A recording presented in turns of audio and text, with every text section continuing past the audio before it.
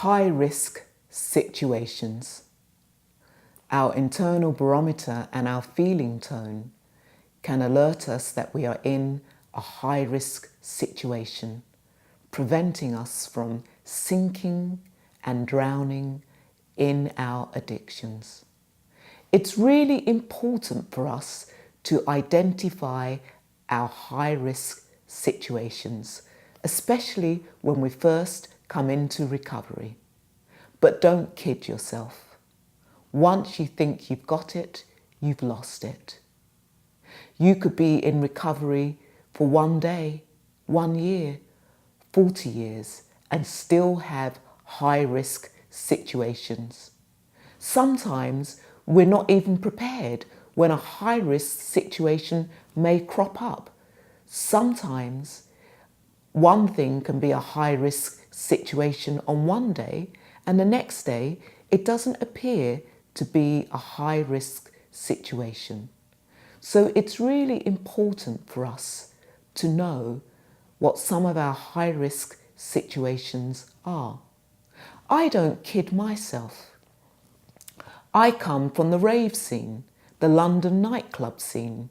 I used to run nightclubs, and I still have friends who love to party and who love to go out to nightclubs.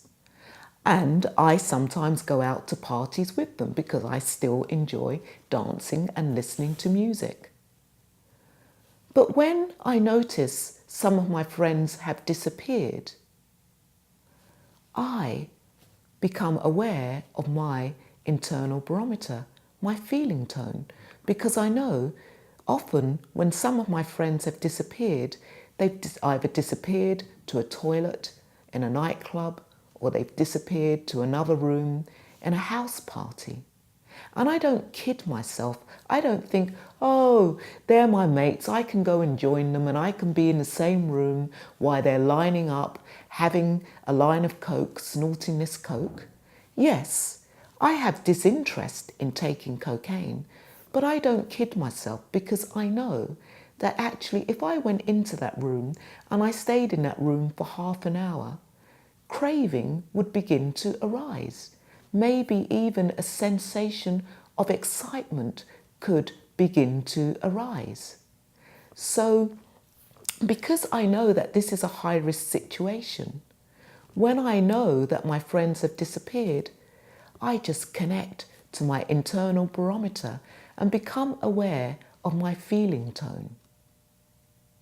It's really important for us to guard the sense doors. And what I mean by that is, it's really important for us to take care of sight, smell, hearing, taste, touch, thought.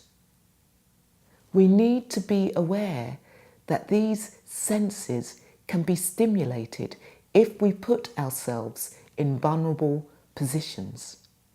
I can't tell you what your high-risk situation is. You have to be honest with yourself. Only you will know what your high-risk situation will be. And you need to make wise choices. As I said in the first week, this course is about awareness, being with experience, choices. And here we have to make wise choices. Do you succumb to peer pressure when somebody says, come down to the bar, when somebody says, come to a strip joint, when somebody says, come to a gambling house? You have to make wise choices. We may be in a situation which is a high-risk situation, and it takes us by surprise, and our senses are stimulated, and we begin to get agitated, or we begin to feel excitement rising in the body. It's really important that we try not to push these sensations down or push these sensations away, because when we do, we will create mindless obsessing. When we begin to resist those automatic judgments, those automatic thoughts, they can grip the mind and control our reactions. And in the end, we can end up sinking and drowning in our addictions. It's really important for us to turn towards the internal barometer. Sometimes we can have extreme reactions or extreme aversions to people who are using. And this is because often we're moving away from our own sensations of craving, our own sensations of wanting to use. The importance of turning towards our internal barometer is this. When we try to push down our experience of craving, when we try to push down our sensations of excitement, when we try to push down those uncomfortable feelings of salivating because we want to use, we begin to mindlessly obsess. And when we try to push down, it's almost as if all those feelings are trying to push up. I want to show you something with my hands. So as I said, I want to show you something with my hands.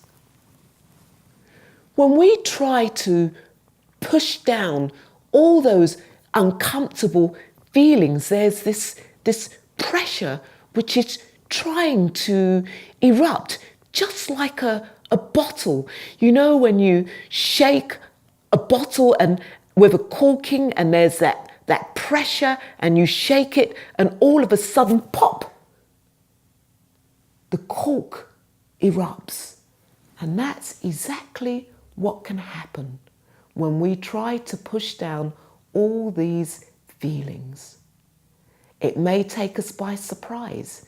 That cork may pop out 10 years later. That cork may pop out 20 years later.